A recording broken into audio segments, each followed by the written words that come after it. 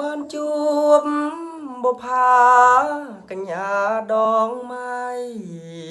សបិនមួយថ្ងៃស្រ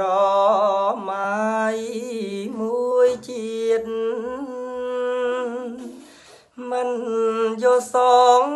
ឬមួយក៏ស្រីមានស្នៀតចិត្តចងជួបទៀតដើម្បីឲ្យអស់ចិនដាបងណាត់ជួបស្រីជាថ្មីម្ដងទៀតតែងខ្លួនយ៉ាងស្អាត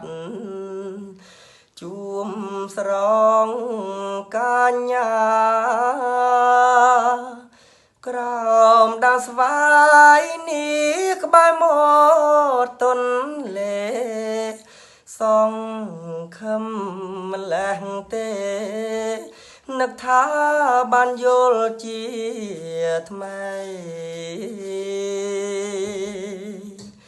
ម្លុំស្វាយមាត់បឹងត្រចង្ត្រឆៃព្រឹកម៉ោង8ស្រីអាយចាំអូអង្គុយ